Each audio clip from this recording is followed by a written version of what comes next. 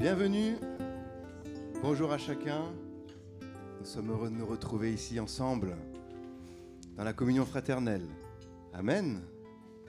Et j'aimerais vous lire cette promesse de la Bible, Psaume 34, verset 5. Quand on tourne les regards vers lui, on est rayonnant de joie et le visage ne se couvre pas de honte. Amen. C'est magnifique. Non pas par mes efforts, non pas parce que ce que je vais faire, je vais essayer de le faire parfaitement, mais simplement en regardant à Jésus. Et ce matin, je vais avoir les regards tournés vers mon Seigneur, mon Sauveur, et réaliser qu'il a tout accompli sur la croix du Calvaire. Et quand je le regarde, je suis rayonnant de joie. Quand je tourne mes regards vers lui, je suis transformé de gloire en gloire. Amen. Il a tout accompli et nous voulons le glorifier, nous voulons l'adorer ce matin de tout notre cœur. Amen. Alors chantons-le ensemble. Je veux célébrer le nom de celui que mon cœur aime. Le nom de Jésus. Alléluia. Je célébrerai le nom du Seigneur. Je célébrerai le nom du Seigneur. Je célébrerai le nom du Seigneur. Je célébrerai le nom du Seigneur. Je célébrerai le nom du Seigneur. Je célébrerai le nom du Seigneur. Je célébrerai le nom du Seigneur. Je célébrerai le nom du Seigneur. Je me réjouis dans le nom du Seigneur. Je me réjouis. Je me confie dans le nom du Seigneur. Je lève les mains dans le nom du Seigneur. Je lève les mains dans le nom du Seigneur. Je danse de joie. Je danse de joie dans le nom du Seigneur. Je célébrerai le nom De celui que mon cœur aime. Je bénirai le nom mon Sauveur. Je célébrerai le nom de celui que mon cœur aime. Je bénirai le nom du Seigneur. Je célébrerai le nom de celui que mon cœur aime. Je bénirai le nom de mon Sauveur. Je célébrerai le nom Je de célèbre celui que mon cœur aime. Je bénirai le nom du Seigneur. Réjouis-toi, peuple de Dieu, ce matin. Ton Dieu t'a visité. Je célébrerai le nom du Seigneur. Je célébrerai le nom du Seigneur. Je célébrerai le nom du Seigneur. Je célébrerai le nom du Seigneur. Je célébrerai le nom du Seigneur. Je célébrerai le nom du Seigneur. Je célébrerai le nom du Seigneur. Je célébrerai le nom du Seigneur. Je célébrerai le nom du Seigneur.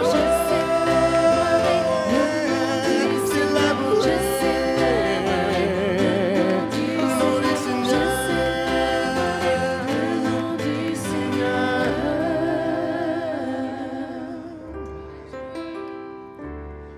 Car du lever du soleil jusqu'à son coucher, non. Les bontés du Seigneur Quelle belle promesse!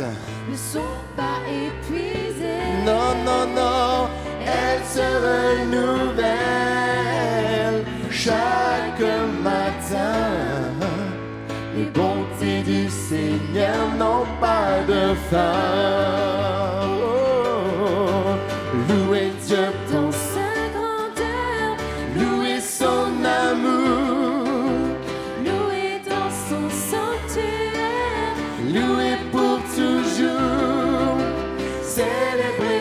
présence, répandue dans nos cœurs.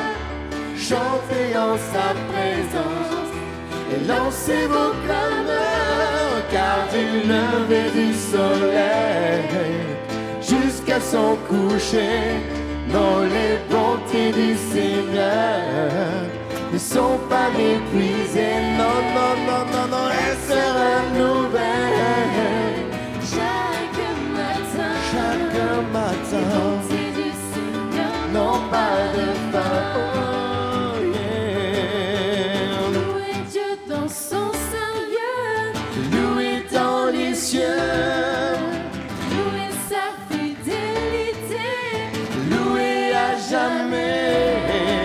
Chantez sa bienveillance et sa magnificence. Entrez dans ses paris avec reconnaissance, car du lever du soleil jusqu'à son coucher, non, les bontés du Seigneur sont pas épuisées. Non, non, non, non, non, elles se renouvellent chaque matin. Oh, les bontés du Seigneur n'ont pas de fin, car du lever du soleil jusqu'à son coucher, non, les bontés du Seigneur ne sont pas épuisées, non, elles se renouvellent chaque matin. Les bontés du Seigneur n'ont pas de fin. Bontés du Seigneur, les bontés du Seigneur n'ont pas de fin. Non, pas de fin. Les bontés du Seigneur n'ont pas de fin. Alléluia. Il est venu jusqu'à nous, il a quitté son ciel de gloire par amour pour nous. Il est venu sur la terre, le Fils de Dieu, et cette grâce a bouleversé le cours de notre humanité, comme le rappelle ce chant. Et nous voulons chanter Christ est la lumière du monde.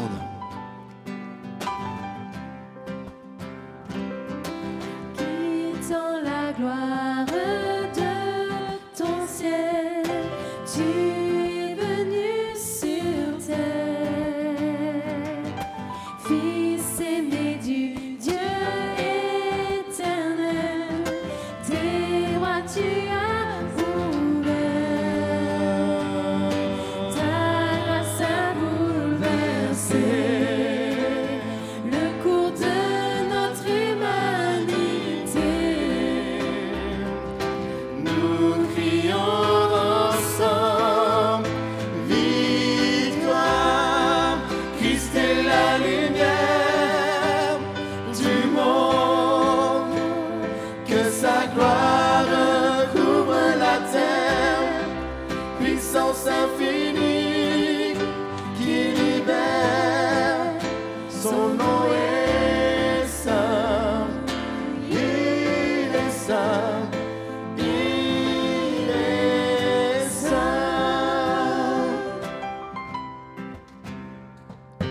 Nous les fils et les filles du roi, entonnons chaque jour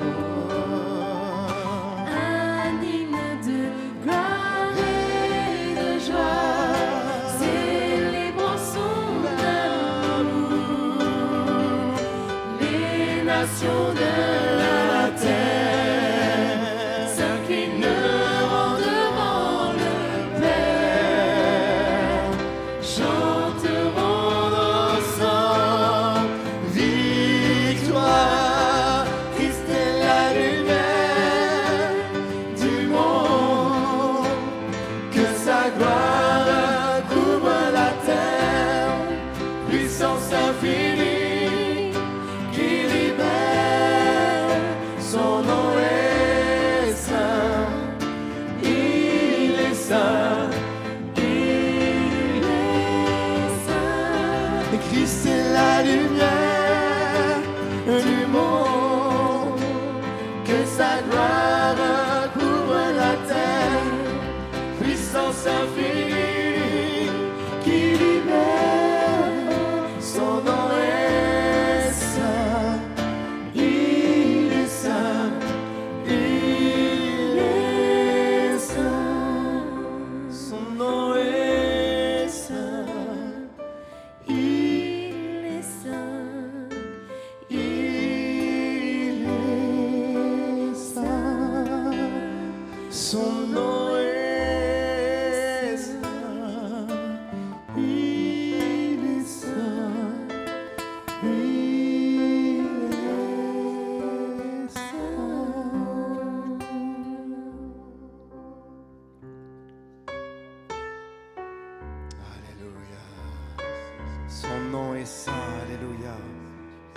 Son nom est le plus grand. Il est au-dessus de tout.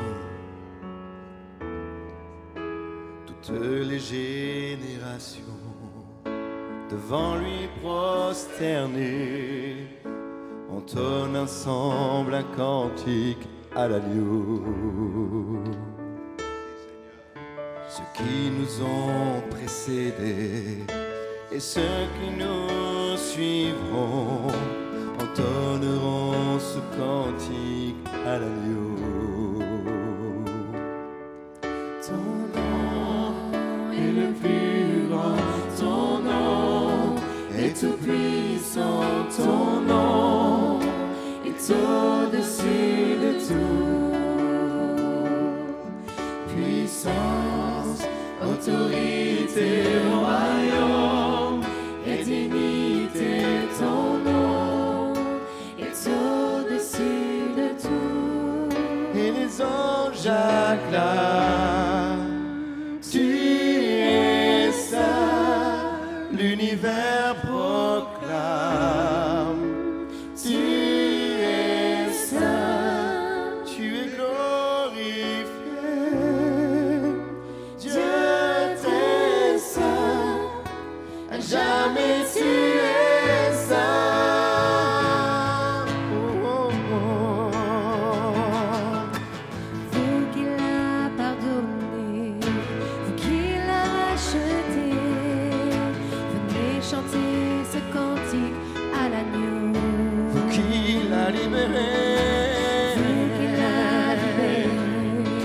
Vous qui portez son nom, venez chanter ce cantique à l'agneau.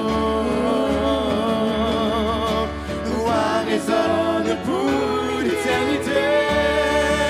Les anges acclament, tu es saint, l'univers proclame, tu es saint, tu es glorifié, Dieu t'es saint, à jamais tu es saint. Tout ton peuple crie, tu es saint, toi le roi des rois, tu es saint, Dieu d'éternité, Dieu est saint, à jamais tu es saint. Ton nom, Seigneur, ton nom est le plus grand, ton nom est tout puissant, ton nom est au-dessus de toute puissance,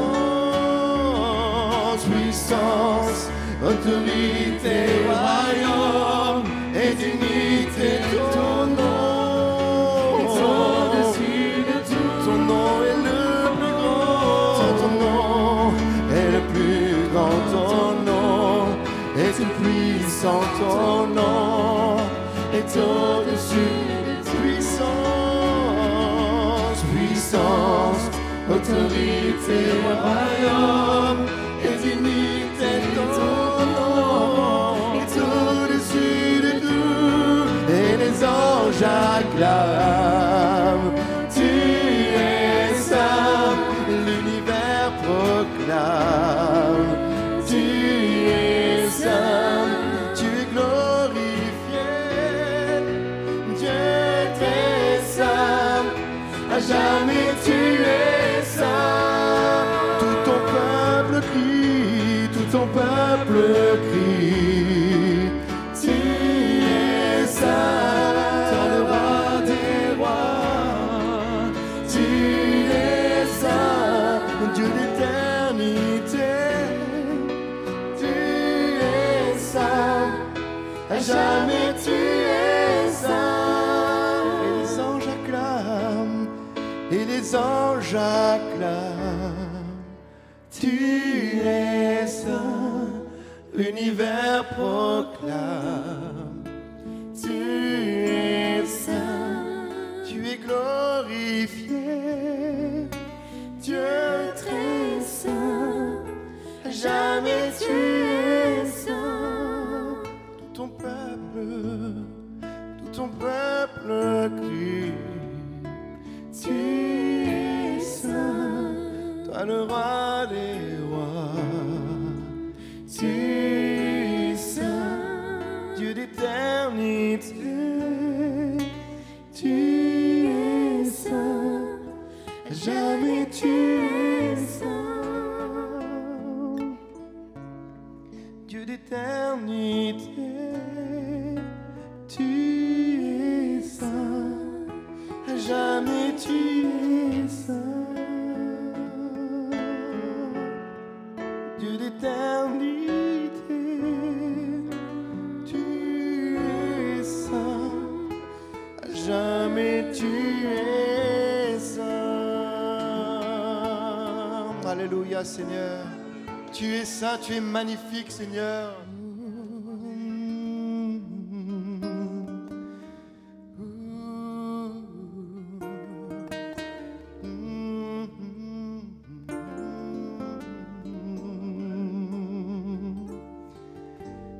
Ton amour, ta puissance, ta présence dans ma vie.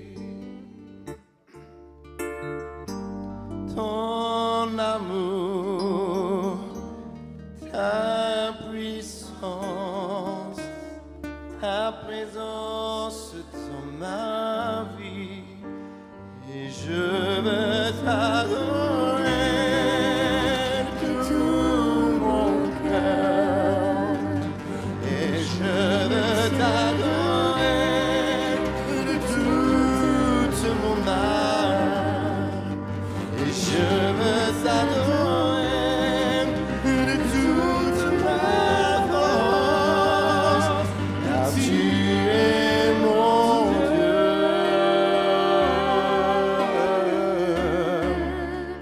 Tu es mon Dieu.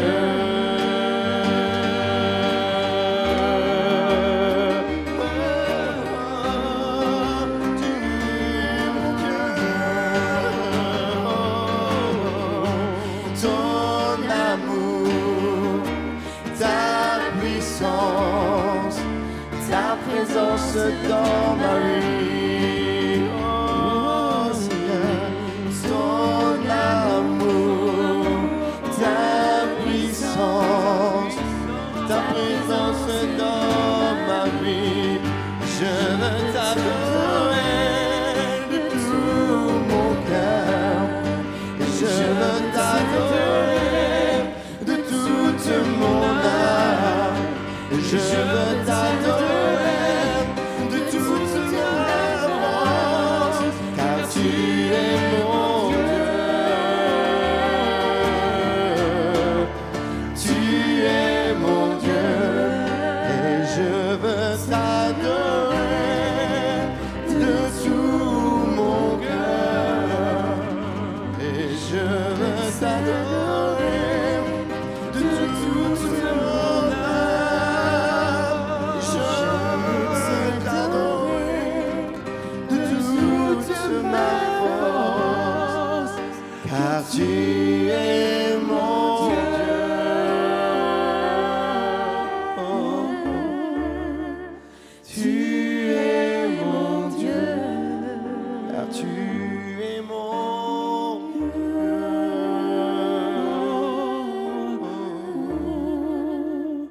Tu es mon Dieu. Car tu es mon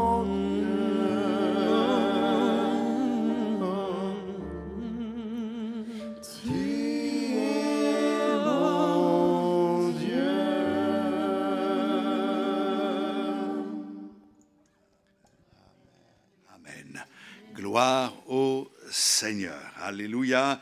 Même dans cette période de vacances, vous êtes là. Bienvenue à vous qui êtes de passage. Que Dieu bénisse chacun. Nous avons une pensée pour ceux qui sont malades et qui ne peuvent pas venir. Que la grâce de Dieu soit leur partage. Je voudrais que nous lisions dans le livre de Job. Dans un premier temps, je n'avais pas prévu de vous parler de ce texte de l'Écriture, mais au fur et à mesure, la pensée est venue dans mon cœur et dans cette fin de semaine, je me suis arrêté sur le livre de Job, des textes que nous connaissons, que nous avons lus, mais en lisant ce livre de Job, on peut remarquer quelque chose de particulièrement précis et que je voudrais mettre en évidence ce matin. Dans le livre de Job, au chapitre 1, nous lisons à partir du verset 6. Livre de Job, c'est juste avant les psaumes, verset 1, et à partir du verset 6. Les lecteurs de la Bible aiment le livre de Job parce qu'il répond à la question « Pourquoi les justes souffrent-ils » et comment les choses se mettent-elles en place. On va en découvrir quelques-unes ensemble. Mais voici ce que nous lisons au verset 6. « Or, les fils de Dieu vinrent un jour se présenter devant l'Éternel, et Satan vint aussi au milieu d'eux. L'Éternel dit à Satan, « D'où viens-tu » Et Satan répondit à l'Éternel, « De parcourir la terre et de m'y promener. » L'Éternel dit à Satan, « As-tu remarqué mon serviteur Job? Il n'y a personne comme lui sur la terre. C'est un homme intègre et droit, craignant Dieu, et se détournant du mal. » Et Satan répondit à l'Éternel, « Est-ce d'une manière désintéressée que Job craint Dieu? Ne l'as-tu pas protégé, lui, sa maison et tout ce qui est à lui? Tu as béni l'œuvre de ses mains et ses troupeaux couvrent le pays. Mais étends ta main, touche à tout ce qui lui appartient, et je suis sûr qu'il te maudit en face. » L'Éternel dit à Satan, « Voici tout ce qui lui appartient. Je le livre ou je te le livre seulement. Ne porte pas la main sur lui. » Et Satan se retira de devant la face de l'Éternel. Amen. Voilà donc un texte de la Bible qui ne peut pas nous laisser indifférents. Job était un homme qui était intègre, c'était un homme droit, c'est la description qui nous est faite dans son livre. Et puis c'est un homme qui aimait le Seigneur et il vivait une vie heureuse avec sa femme et ses 10 enfants. Il était heureux, il avait en plus des richesses, les affaires prospéraient. La Bible dit même que ses troupeaux couvraient le pays. C'était quelqu'un qui avait tout pour être heureux et il vivait une vie heureuse sur cette terre, aimant Dieu, attaché au Seigneur, il prospérait. Mais la vie de Job a basculé suite à une conversation dans la gloire entre Dieu et le diable. Suite à cette conversation, après cette conversation, s'est passé un tas de choses que vous connaissez en partie et qui ont fait que la vie de Job n'a pas été simple à partir de ce jour-là. Lorsque nous lisons le verset 10, nous trouvons un élément important. On va se concentrer sur ce verset 10. le diable qui parle avec Dieu, on va relire le verset 9, Satan répondit à l'Éternel, est-ce de manière désintéressée que Job craint Dieu? Et il ajoute, ne l'as-tu pas protégé, lui, sa maison et tout ce qui est à lui? Tu as béni l'œuvre de ses mains et ses troupeaux couvrent le pays. Il y a quelque chose qui me saute aux yeux. Et ce quelque chose dans ce verset 10, c'est que le diable dit à Dieu, jusqu'à ce jour, tu l'as protégé. Tu l'as protégé, lui et sa maison. Tu l'as protégé, lui et tous ses biens. Tu l'as béni et tu as béni le travail de ses mains. Tu as béni tout ce qu'il possédait. Jusqu'à ce jour, tu l'as protégé. Quand on s'attache à décortiquer le texte, et on voit ici le texte dans son origine, on remarque que le mot « protéger », c'est un mot qui veut dire « clore » ou « enclore », entouré, fermé d'une haie. Tu l'as protégé. Dieu avait construit autour de Job et de sa famille une haie de protection. Et Satan a remarqué que Dieu avait érigé cette haie protectrice autour de Job et autour de sa famille. Ce matin, je voudrais que l'on parle de cette haie protectrice que Dieu érige pour entourer et pour protéger ceux qu'il aime et ceux qui l'aiment. Dieu fournit encore aujourd'hui une haie de protection à ceux qui l'honorent, à ceux qui sont attachés à lui et qui l'aiment de tout leur cœur. Vous avez remarqué l'évaluation que Dieu fait de Job quand Satan se présente avec les fils de Dieu dans les lieux célestes. Ce n'est pas Satan qui attire l'attention de Dieu sur Job, mais c'est Dieu qui attire l'attention de Satan sur Job. Et Dieu dit au verset 8 à Satan, « As-tu remarqué mon serviteur Job ? Il n'y a personne comme lui sur la terre. C'est un homme intègre et droit, craignant Dieu et se détournant du mal. » Quand Dieu témoigne de son serviteur, il dit des choses merveilleuses. Il dit, il n'y en a pas deux comme lui. C'est un homme intègre, un homme droit, qui craint Dieu et qui se détourne du mal. C'est quelqu'un qui a la crainte de Dieu dans son cœur. Et c'est quelqu'un de particulier. T'as remarqué cet homme-là? Je ne sais pas si le Seigneur, témoignant de nous, peut dire la même chose. Mais l'important, c'est que nous en arrivions à cette réalité. La Bible nous parle de ceux qui, avant de partir, ont reçu le témoignage dans leur cœur, le témoignage de Dieu, ce témoignage qu'il leur était agréable. Quel est le témoignage de Dieu concernant notre vie? Par contre, je ne sais pas si Dieu peut dire les mêmes choses nous concernant, ça nous regarde personnellement, mais il est une chose dont je suis certain, c'est que tous ici, nous désirons, nous souhaitons avoir une haie divine qui entoure notre vie, qui entoure notre famille, qui entoure notre foyer et qui est une haie de protection.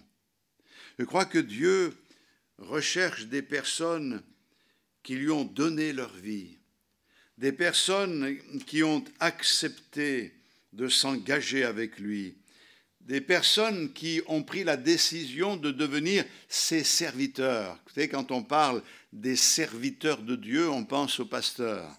Mais le pasteur est un serviteur de Dieu comme un autre.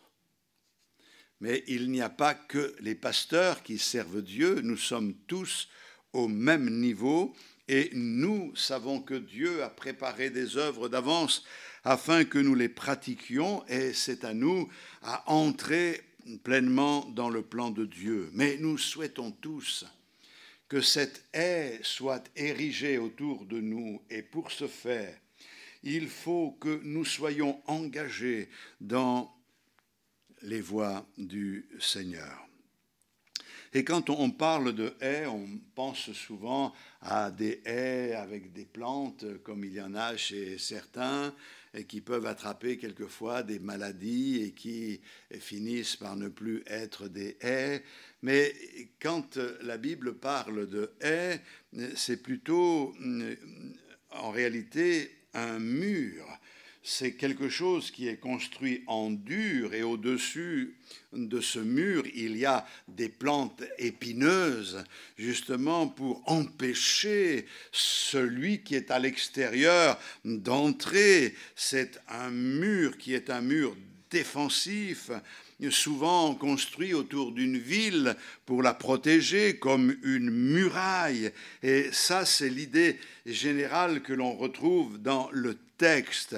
Et dans sa conversation avec Dieu, Satan souligne que Dieu a construit une haie autour de Job. C'est lui qui le dit. Est-ce d'une manière désintéressée? Ne l'as-tu pas protégé?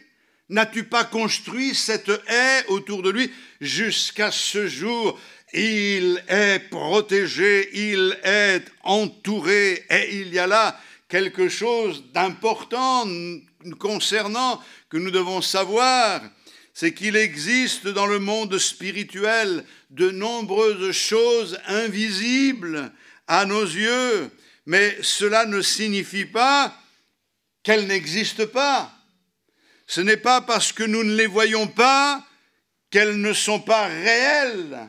Quand Élisée est piégé à Dothan avec son serviteur, il dormait tranquillement, mais son serviteur, lui, se réveille et il voit l'armée syrienne qui entoure la ville de Dothan et il est paniqué, il a peur.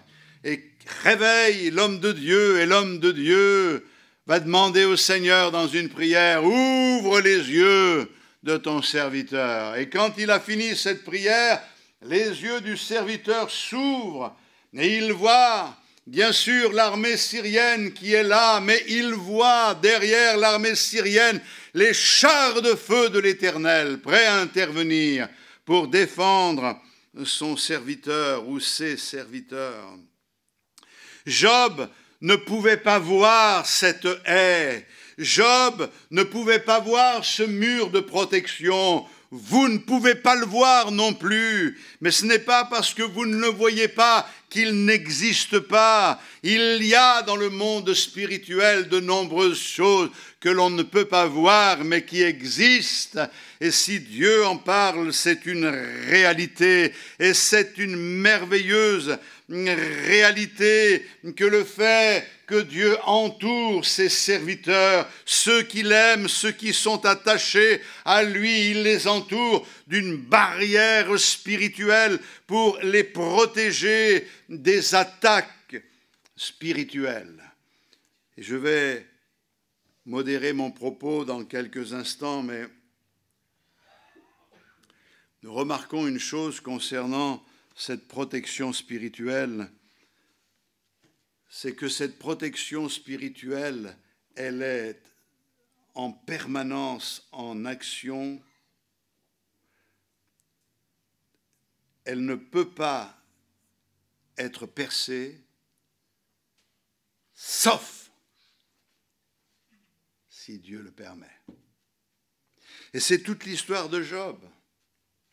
Dieu a permis à un moment donné de lever cette protection, pas surtout sur une partie de sa vie.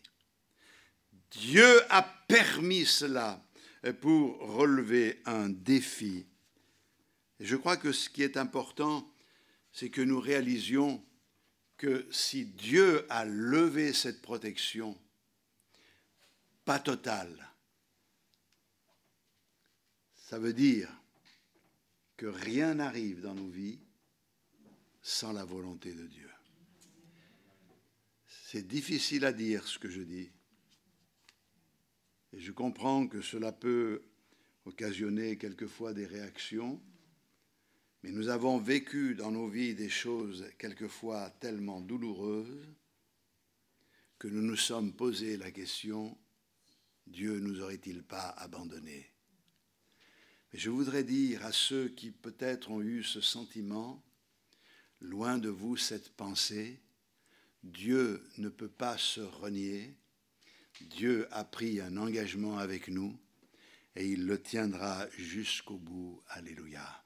Un commentateur de la Bible, pasteur, a dit ceci, ou il a écrit ceci concernant le livre de Job. Je crois qu'il y a une protection autour de chaque croyant aujourd'hui et je ne pense pas que Satan puisse vous toucher sans la permission de Dieu. Et si Dieu le permet, ce sera pour son dessein, car nous savons que toute chose concourt au bien de ceux qui aiment Dieu. Alléluia. Quand je lis dans le psaume 91, je vais lire quelques versets, puisque dans la Bible il y a des tas d'exemples, mais je choisis celui-ci. Les premiers versets du psaume disent « Celui qui demeure sous l'abri du Très-Haut repose à l'ombre du Tout-Puissant. Je dis à l'Éternel, mon refuge et ma forteresse, mon Dieu en qui je me confie. Car c'est lui qui te délivre du filet de l'oiseleur, de la peste et de ses ravages. Il te couvrira de ses plumes et tu trouveras un refuge sous ses ailes. Sa fidélité est un bouclier et une cuirasse. » Et quand j'arrive au verset 10, « Aucun malheur ne t'arrivera, aucun fléau n'approchera de ta tente, car il ordonnera à ses anges de te garder dans toutes tes voies. » Alléluia. Et ce que je découvre en lisant ce texte, c'est que la haie de Dieu érigée autour de nous n'est pas une haie en pierre ou d'un autre matériau. La haie érigée par Dieu, c'est une haie d'ange. Je peux vous raconter le témoignage du couple missionnaire John Pollock et sa femme qui ont été envoyés il y a des années en Nouvelles-Hébrides. Aujourd'hui, on appelle le Vanuatu. C'est des îles dans le Pacifique Sud. Et voilà, ils ont été envoyés là-bas. Ils ont été les premiers Européens qui ont été au contact avec ces autochtones. Ces gens ont vu venir ce couple sur l'une de leurs îles et le sorcier tribal, le sorcier de la tribu, qui craignait ces intrus blancs qui arrivaient au milieu d'eux, ont convaincu les membres de la communauté, de la tribu, que ces indigènes venaient pour attaquer et tuer leurs enfants. Et donc, la tension a monté, vous savez, ils se sont montés tous la tête, et ils ont décidé de faire du mal à ces missionnaires. Et les missionnaires racontent que le premier soir, ils étaient dans une hutte, puisqu'ils ont été préparés, leur venue a été préparée, ils avaient une hutte à eux, ils étaient dans la hutte quand ils ont entendu qu'une attaque se préparait à l'extérieur. Ils ont entendu du bruit, ils ont observé, Et donc, ils sont mis à genoux dans la hutte et ils ont prié. Ils ont prié pendant toute la nuit. Ils étaient à genoux, ils priaient. Et à l'extérieur, il y avait un remue-ménage qu'ils ne comprenaient pas. Mais la nuit a passé et le lendemain, ils étaient toujours vivants. Il n'y avait rien de particulier. Donc, ils ont commencé à vivre leur vie au milieu de cette tribu. Ils ont appris la langue petit à petit et ayant appris la langue, ils ont pu commencer à annoncer le message de l'Évangile. Quelques-uns se sont convertis à Jésus-Christ et finalement, le chef de cette tribu s'est converti à Jésus-Christ. Et alors qu'ils étaient avec le missionnaire, alors qu'ils étaient avec le chef et quelques représentants de la tribu à partager un repas un soir, le missionnaire va dire ceci: nous avons toujours été curieux de comprendre ce qui s'est passé la première nuit où nous étions parmi vous, puisqu'il nous a semblé qu'il y avait un désir de nous faire du mal, et nous avons entendu du bruit à l'extérieur. Que s'est-il passé? Le chef a répondu ceci: nous n'avons pas attaqué à cause de tous vos gardes. Où avez-vous trouvé tous ces hommes? Mais j'en ai répondu, mais il n'y avait personne. On est venus, on était tous les deux, il y a ma femme et moi. Et le chef a répondu: oh non, toute la soirée, nous avons vu des hommes imposants, épée à la main, encercler votre hutte. Nous avions peur, alors nous n'avons pas attaqué. Et ils ont réalisé à ce moment-là que, alors qu'eux avaient peur à l'intérieur et ils priaient, Dieu les défendait par l'armée céleste. Ils n'ont pas eu besoin de rentrer en combat, puisque les autres ont eu peur et ils se sont enfuis. Je crois qu'il est important de souligner ce point et de vous dire ce matin, mes frères et sœurs, que Dieu nous entoure d'une haie protectrice. S'il y avait un thème à donner à mon message, je ne parlerai pas de la haie protectrice, mais je dirais comment changer nos larmes en collyre. Ce collyre qui va éclairer nos yeux et nous permettre de mieux comprendre le plan de Dieu. Et je veux souligner un point important. Nous devons prier pour ceux que nous aimons. Et nous devons intercéder en leur faveur, comme Job le faisait. Vous allez me dire, oui, mais ça n'a pas empêché que le malheur tombe sur sa famille. C'est vrai. Mais il y a dans les voies de Dieu des choses que nous ne pouvons pas saisir.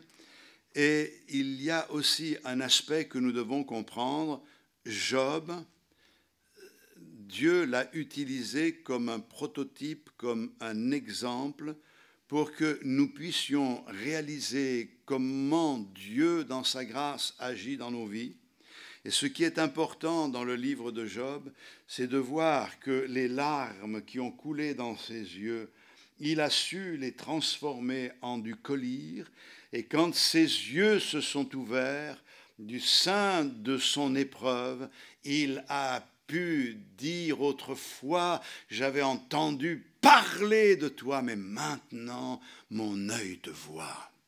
Je ne suis pas resté quelqu'un qui suit comme un mouton de panurge. Je suis quelqu'un qui maintenant comprend un peu mieux, légèrement mieux le plan de Dieu. Et je réalise que tu es là présent. Je comprends, Seigneur, que tu es là. Je te vois. Avant, je t'imaginais. Maintenant, je te vois. Mes frères et sœurs, Dieu veut enraciner notre foi. Alléluia.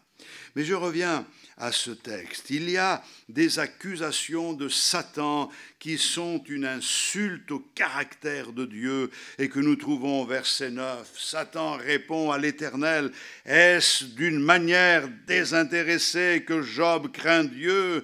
Ne l'as-tu pas protégé, lui, sa maison et tout ce qui est à lui? Tu as béni l'œuvre de ses mains et ses troupeaux, couvre le pays, mais étends ta main, touche à tout ce qui lui appartient, et je suis sûr qu'il te maudit en face. » Satan accusait Job d'honorer Dieu uniquement parce que Dieu l'avait soudoyé.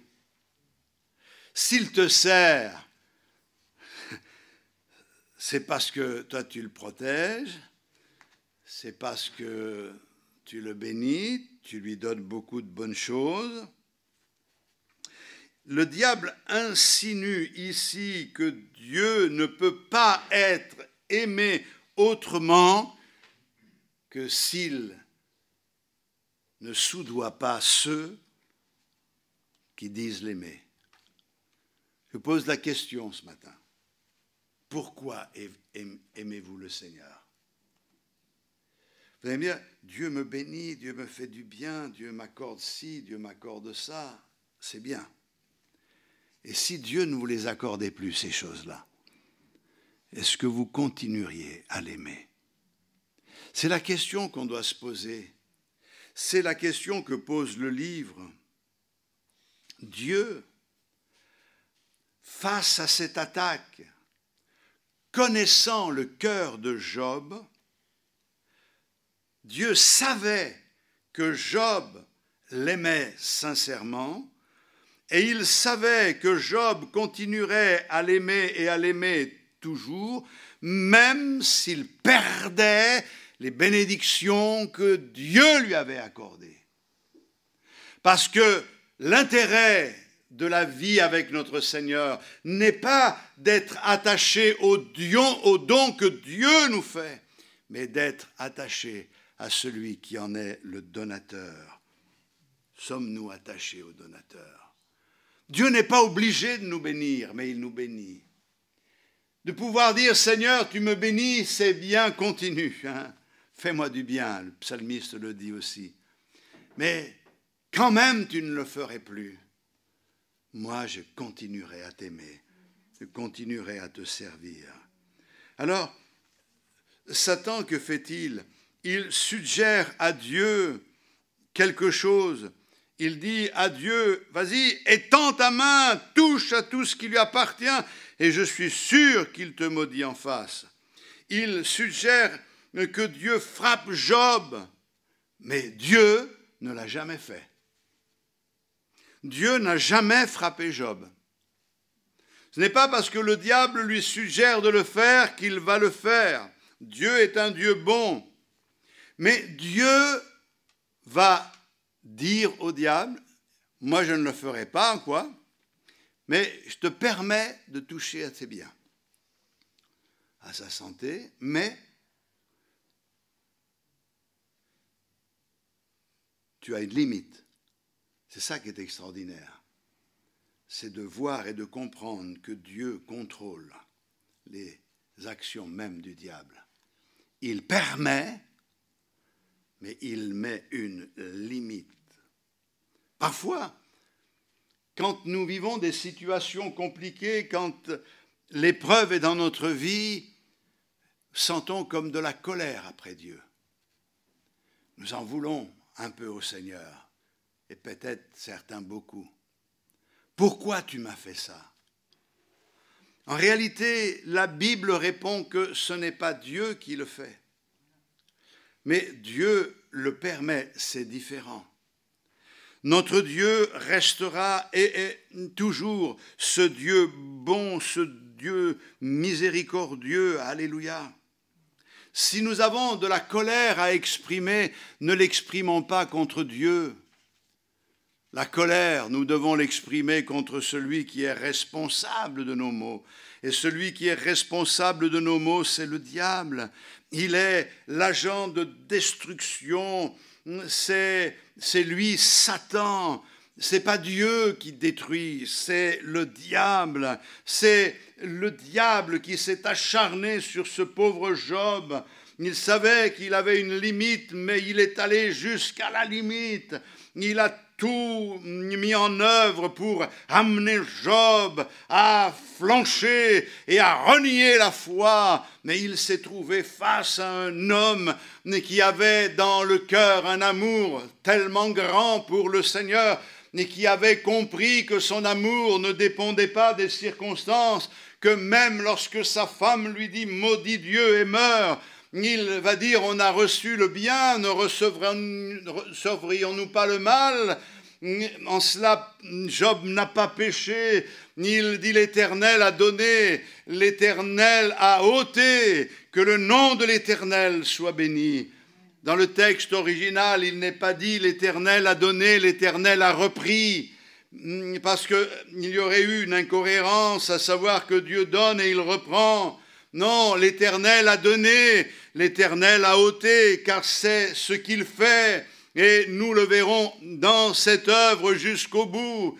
Il est souverain, il fait ce qu'il veut. Mais une chose est certaine, c'est que Job, l'ayant compris, dit que le nom de l'Éternel soit béni. Il donne gloire au Seigneur. Pensez pas que sa louange, là, à ce moment-là, a un poids particulièrement extraordinaire. Un homme qui peut dire à son Seigneur que ton nom soit béni. Même si je ne comprends pas tout, je sais que tu contrôles toutes choses. Alléluia, que Dieu soit béni. Le diable a eu la permission et Dieu savait que son serviteur ne le décevrait pas. Dieu a foi en nous. Il faut le faire, hein? Dieu a eu foi en son serviteur. Pour cette raison, notre colère ne doit pas être orientée vers celui qui nous fait confiance et qui nous entoure de son amour, parce qu'il garantira notre fin. Il nous gardera jusqu'au dernier souffle. Je suis avec vous, dit le Seigneur, tous les jours jusqu'à la fin du monde. Alléluia. L'œuvre du diable est une œuvre de destruction. C'est lui qui provoque la maladie, l'infirmité, l'accident, la douleur. Mais nous avons un Dieu qui nous protège, qui nous garde et qui peut-être un jour nous permettra de le comprendre. Et quelquefois, dans certaines situations, il nous permet de réaliser, comme Paul, la mort m'est un gain. Je sais quand même si je dois passer par ce chemin de la mort, car c'est le chemin de tous les humains, eh bien j'ai une espérance glorieuse et je serai consolé dans la gloire. Donc Job a affronté l'attaque de Satan et il a survécu. Pourtant, Job n'a pas tous les éléments en main. Job a vécu du temps d'Abraham. Nous avons toute la parole de Dieu. Quelle force extraordinaire. Nous savons, par exemple, qu'il est dit dans Jacques, au chapitre 4, au verset 17, « Soumettez-vous à Dieu, résistez au diable, et il s'enfuira loin de vous. » Nous avons la victoire. Mais lisons Apocalypse 12, verset 10. Apocalypse 12, 10. Nous avons la victoire dans notre Seigneur. Et il y a beaucoup d'armes de destruction massive. Aujourd'hui, on en parle beaucoup. Mais nous, on a des armes de destruction de Satan. Et Dieu nous les a laissées comme des traits et qui nous permettent d'atteindre la cible. Regardez, verset 10, « Et j'entendis dans le ciel une voix forte qui disait, « Maintenant le salut est arrivé, et la puissance, et le règne de notre Dieu, et l'autorité de son Christ, car il a été précipité, l'accusateur de nos frères, celui qui les accusait devant notre Dieu jour et nuit. Ils l'ont vaincu à cause du sang de l'agneau et à cause de la parole de leur témoignage. Et ils n'ont pas aimé leur vie jusqu'à craindre la mort. Ah oui, je veux dire quelques mots. Voilà une arme extraordinaire. Elle se compose de 3 pics essentiels qui peuvent atteindre l'adversaire de notre âme et le vaincre. La première partie de cette arme, c'est le calvaire, c'est la croix. Il a vaincu à cause du sang de l'agneau. Alléluia. Le texte nous dit que les saints ont vaincu par le sang de Jésus-Christ. C'est par la mort de la croix du calvaire que aujourd'hui nous avons la victoire. C'est par son sacrifice que Jésus construit une haie autour de nous pour nous protéger. Il nous entoure par devant et par derrière. Nous sommes bénéficiaires de la grâce de Dieu. Et l'image a été donnée autrefois. Souvenez-vous, le peuple d'Israël qui est en Égypte et le cœur de Pharaon qui s'endurcit. Et Dieu envoie les plaies sur l'Égypte. Mais voilà la terrible plaie de la mort qui va frapper les premiers-nés en Égypte, arrive sur l'Égypte. Mais Dieu prévient son peuple et dit, prenez un agneau sans défaut, sans tache, mettez-le à part. Vous le sacrifierez entre les 2 soirs. Vous prendrez le sang, vous le mettrez sur le montant et les linteaux des portes, et vous cuisinerez l'agneau à l'intérieur. Vous mangerez l'agneau ce soir-là, les reins sains et le bâton à la main, les sandales aux pieds, et l'ange exterminateur passera sur l'Égypte. Mais quand il verra la marque du sang, il passera par-dessus. La Pâque, c'est ça, l'acte de passer par-dessus. Le peuple a été protégé de la mort, de la condamnation et du jugement. Mais ça nous ramène à la personne de Jésus. L'agneau de Dieu mis à part dès avant la fondation du monde, sacrifié pour notre salut. Et si nous prenons ce sang et nous l'appliquons sur nos vies en acceptant Jésus comme notre sauveur, en passant par la repentance, alors il y a plus que le dôme de protection, vous savez, dont on parle aujourd'hui. Et pour que les scuds n'arrivent pas ou les missiles n'arrivent pas, nous avons une protection qui fait que rien ne peut nous atteindre. Dieu est notre protection. Mais non seulement il y a ça, mais à cause de la parole de leur témoignage, c'est-à-dire que la victoire leur est donnée par la parole de leur témoignage. C'est le fait de 2 choses. Il y a la parole écrite. La parole écrite, c'est une parole de témoignage, la Bible. Et nous savons que quand Jésus a été tenté par le diable, il a utilisé la Bible pour résister au diable. Et même quand le diable a utilisé la Bible, en prenant un texte du psaume, eh bien Jésus a dit oui, mais il est aussi écrit. Ne place bien les choses dans leur contexte. La Bible est l'épée de l'esprit, elle est efficace, mais cela fait référence aussi à notre témoignage. Et parce que nous sommes nourris de cette parole, parce que nous la mangeons, parce que nous nous en nourrissons, elle devient la substance même de notre vie. Et notre témoignage parle.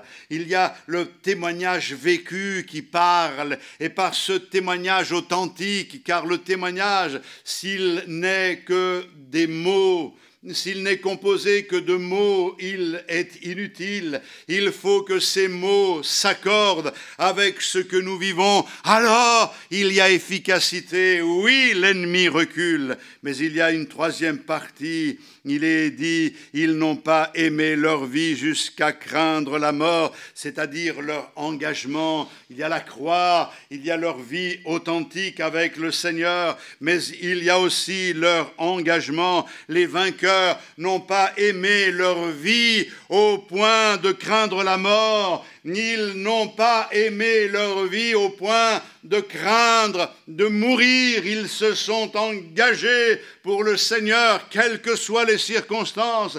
Ils n'ont pas cherché leur bien-être. Ils sont allés jusqu'au sacrifice. Certains, Dieu ne l'a pas demandé à tous, bien sûr, mais il y a eu des martyrs qui ont aimé la mort plus que la vie parce qu'ils savaient où ils allaient, comme l'apôtre Paul le disait, qu'il lui était avantageux de partir. Nous, un jour, il faudra partir. Et peut-être qu'à cause de la pression qui vient sur ce monde de plus en plus forte, l'Église finira par dire « Viens, Seigneur Jésus !» Oui, parce que nous dirons à ce moment-là « On n'en peut plus », mais jusqu'à présent, ce que l'on voit, c'est qu'on aime tellement notre vie que, justement, on devient les cibles privilégiées du diable. Pourquoi le diable nous atteint-il facilement? Parce que nous aimons nos vies. Et nous devrions en arriver à nous consacrer à Dieu pour aimer Dieu et la vie avec Dieu plus que notre propre vie. Si nous cherchons nos intérêts, nos avantages, nous allons trouver quelques réalités qui vont nous faire du bien, mais notre cœur ne sera jamais comblé. Je crois que le secret de la victoire sur Satan, c'est de vivre une vie abandonnée. Lorsque quelqu'un portait la croix autrefois parce qu'il était condamné à mort, on savait que celui qui portait la croix, il était déjà mort, il allait mourir, il allait justement vers le calvaire où il allait être crucifié. Et quand Jésus a porté sa croix, on savait que c'était pour aller mourir à la croix du calvaire. Aujourd'hui, quand les chrétiens parlent de leur croix, ils disent « Ah, j'ai de l'arthrose, c'est ma croix, j'ai tellement mal, c'est ma croix ». Ils ont une femme pénible ou un mari pénible. Ils disent « Ah, ça c'est ma croix, c'est le Seigneur qui me l'impose ». Non, ça n'a rien à voir ça du tout, c'est absolument rien à voir. Tes petites souffrances, c'est pas la croix. La croix, c'est le renoncement de ta vie. C'est que tu vas jusqu'à la mort, c'est que tu acceptes de ne pas avoir honte du Seigneur et tu vas jusqu'au bout. Alléluia, que Dieu soit béni pour sa grâce. Alléluia. Un jour, nous verrons dans la gloire Job et nous serons heureux de parler avec lui. Nous le verrons dans la gloire. Pourquoi ? Parce qu'il a accompli les choses droites, parce qu'il a accompli la loi, les ci et les là. Non, nous le verrons dans la gloire, parce qu'il a fait confiance à Dieu. Il a placé toute sa foi en Dieu. Ce n'est pas l'observation de la loi qui sauve. Et dans l'Ancien Testament, comment étaient-ils sauvés ceux qui seront dans le ciel avec nous, ceux que le Seigneur a libérés au moment de sa mort à la croix du calvaire? Et comment étaient-ils sauvés? Sur la même base que la nôtre. Il n'y a qu'une seule façon d'être sauvé. Cette façon, c'est de placer notre foi en Jésus-Christ. Et Job a placé sa foi en Jésus-Christ. Vous allez me dire, mais comment vous pouvez dire une chose pareille? Il ne le connaissait pas, il ne savait pas qui était Jésus, même s'il ne le connaissait pas. Alors qu'il était assis sur des cendres, nous dit la Bible, il prenait des morceaux de vase et il se grattait les plaies tellement il souffrait, tellement ça le démangeait. Il était devenu tellement misérable.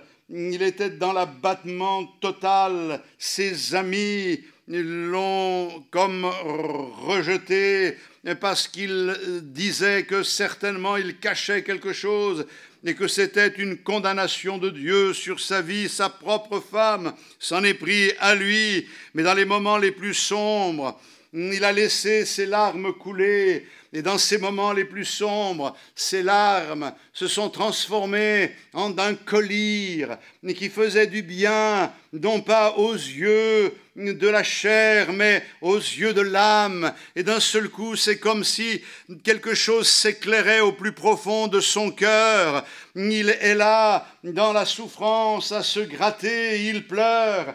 Mais il regarde en même temps vers le ciel et il comprend quelque chose de magnifique et il déclare avec force « Je sais que je vais mourir, je sais que je vais m'en aller, mais je sais une chose, c'est que mon Rédempteur est vivant. » et c'est lui qui se lèvera le dernier sur la terre. Il annonce quoi par là? Qui est le Rédempteur? Qui a le droit de rachat? Qui s'est levé le dernier sur la terre? C'est notre Seigneur Jésus-Christ. Et la Bible nous dit dans l'Épître aux Hébreux, et nous le voyons d'une manière claire, que justement Dieu dans ces derniers temps nous a parlé par le Fils qu'il a établi héritier de toutes choses. Avant, il a parlé par les prophètes, mais le dernier mot, c'est Jésus-Christ.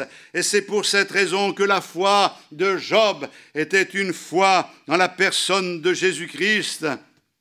Il a été sauvé grâce à son Rédempteur. Dieu lui a permis de vivre une vie formidable par la suite. Mais ce qui est formidable pour moi ce matin, c'est de pouvoir vous dire, je sais que mon Rédempteur est vivant. Il ne dit pas, je sais qu'il y a un Rédempteur et qu'il est vivant. Il dit, je sais que mon Rédempteur est vivant. Le psalmiste ne dit pas, je sais qu'il y a un berger, et que Dieu est un berger. Il dit, l'Éternel est mon berger. Et ce matin, nous pouvons dire la même chose. On va louer le Seigneur. Gloire à ton nom, Seigneur. Je sais que mon Rédempteur est vivant. Alléluia. Je te loue, Seigneur, parce que tu parles à nos cœurs ce matin. Il y a tellement de choses dans nos vies que nous n'avons pas comprises, des choses pour lesquelles nous sommes fâchés. Peut-être que nous avons gardé au fond de notre âme peut-être un peu d'aigreur, un peu de goût amer. Mais Seigneur, nous te demandons pardon parce que ce matin, nous voulons confesser notre foi en toi et confesser que tu es au contrôle et que rien n'échappe à ton contrôle. Alors ce matin, dans ce moment où nous te louons, où nous t'adorons, nous voulons vraiment exprimer cet amour pour toi et te demander de nous apprendre à t'aimer davantage ou de t'aimer mieux, d'être attaché à ta personne. Tu nous bénis et je te prie de bénir mes frères et sœurs, de les combler, de leur donner des bénédictions en grand nombre, que personne ne manque de quoi manger, de quoi se vêtir, que personne ne soit privé de travail, personne ne soit privé de ces joies qui sont presque légitimes. Comble-les dans tous ces domaines, mais surtout ce que je te demande, c'est comble-les de cet amour divin pour qu'ils apprennent à t'aimer en étant détachés de ce que tu leur donnes, car l'intérêt, ce n'est pas le don, mais c'est le donateur, et c'est à toi que nous sommes attachés ce matin. Nous voulons le dire et nous voulons le proclamer. Pardonne-nous parce qu'il y a eu des moments dans nos vies où nous avons failli fléchir, mais encore ce matin, tu nous prends par la main et tu nous aides à nous relever. Gloire à toi, Seigneur. En prenant la Sainte Seine ce matin, nous confessons ta victoire et te remercions de nous avoir amenés jusque-là, mais nous voulons te remercier parce que tu as pourvu de nous amener plus loin. Glorifie-toi dans nos vies, Seigneur. Te le demandons au nom de Jésus, notre Sauveur. Amen. Alléluia, gloire à Dieu. Nous louons le Seigneur. Gloire à ton nom, Seigneur Jésus.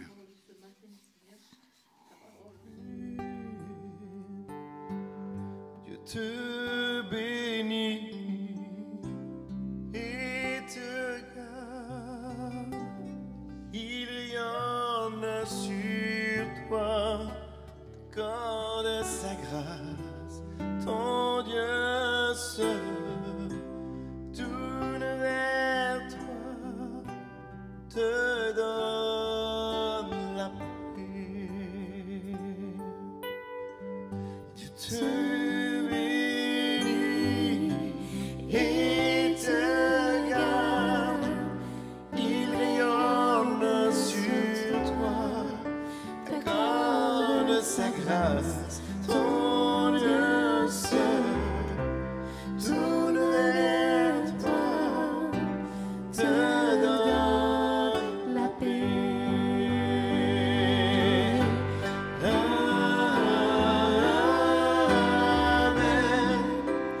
Amen.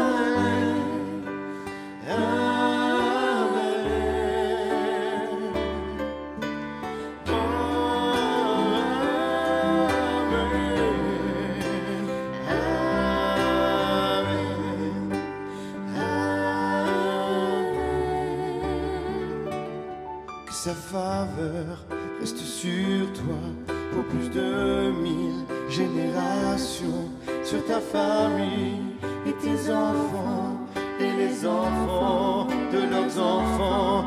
Que sa faveur reste sur toi pour plus de 1000 générations, sur ta famille et tes enfants et les enfants de leurs enfants. Que sa présence t'environne là avec toi, à tes côtés, qu'elle t'inonde et t'entoure.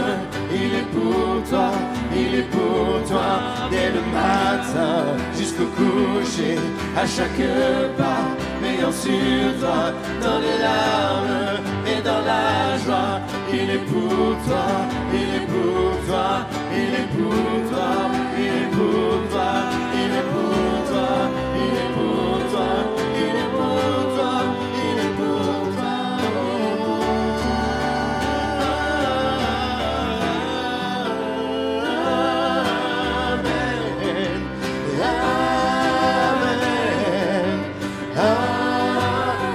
Nous pourrions tous nous lever, chantons Amen. Amen. Amen. Nous pouvons nous réfugier dans ses bras. Que sa faveur reste sur toi pour plus de 1000 générations, sur ta famille et tes enfants et les enfants. Que sa faveur reste sur toi pour plus de 1000 générations, sur ta famille et tes enfants et les enfants. Que sa présence t'environne, que sa présence t'environne. Avec toi, à tes côtés, qu'elle t'inonde et t'entoure. Il est pour toi, il est pour toi, dès le matin jusqu'au coucher, à chaque pas, veillant sur toi, dans les larmes et dans la joie. Il est pour toi, il est pour toi, il est pour toi, il est pour toi, il est pour toi, il est pour toi, il est pour toi.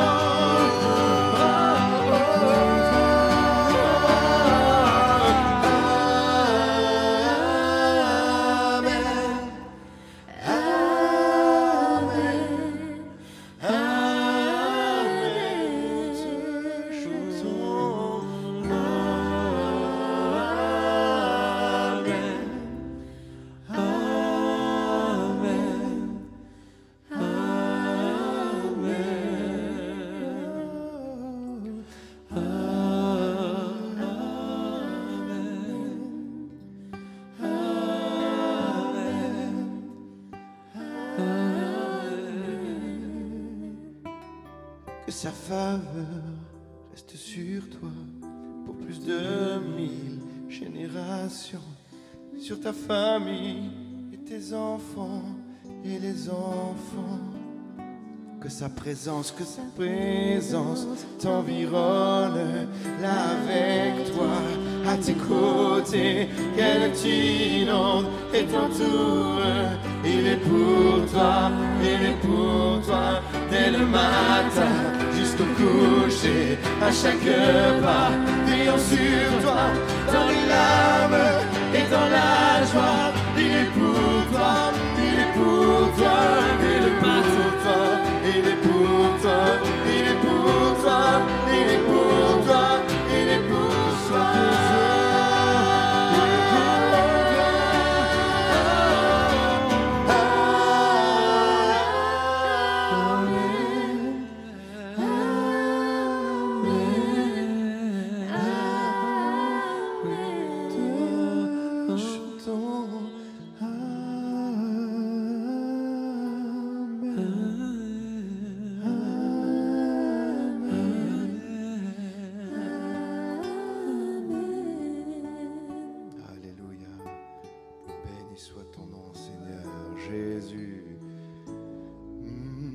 Béni soit ton nom, là où tu donnes l'abondance et déverses ta bienveillance. Béni soit ton nom. Béni soit ton nom, quand ma vie traverse un désert, quand je marche en terre inconnue. Béni soit ton nom, tes bienfaits font naître en moi des chants de louange. Et même au cœur de la nuit, Seigneur, je le dirai. Béni soit le nom du Seigneur, béni soit ton nom. Béni soit le nom du Seigneur, béni soit ton nom glorieux. Béni soit ton nom, quand sur moi brille le soleil, quand la vie semble sourire. Béni soit ton nom, béni soit ton nom, béni soit ton nom. Sur la route semée de souffrance, c'est mon coup de t'offrir ma louange. Béni soit ton nom, tes bienfaits font naître en moi des chants de louange. Et même au cœur de la nuit, Seigneur, je le dirai. Béni soit le nom du Seigneur, béni soit ton nom. Béni soit le nom du Seigneur, béni soit ton nom glorieux. Béni soit le nom du Seigneur, béni soit ton nom. Béni soit le nom du Seigneur, béni soit ton nom glorieux. Seigneur, tu as donné, Seigneur, tu as ôté, mon cœur choisit de dire que ton nom soit béni. Seigneur, tu as donné, Seigneur, tu as ôté, mon cœur choisit de dire. Béni soit le nom du Seigneur, béni soit ton nom. Béni soit le nom du Seigneur, béni soit ton nom glorieux. Béni soit le nom du Seigneur, béni soit ton nom. Béni soit le nom du Seigneur, béni soit ton nom glorieux. Béni soit le nom du Seigneur, béni soit ton nom. Béni soit le nom du Seigneur, béni soit ton nom.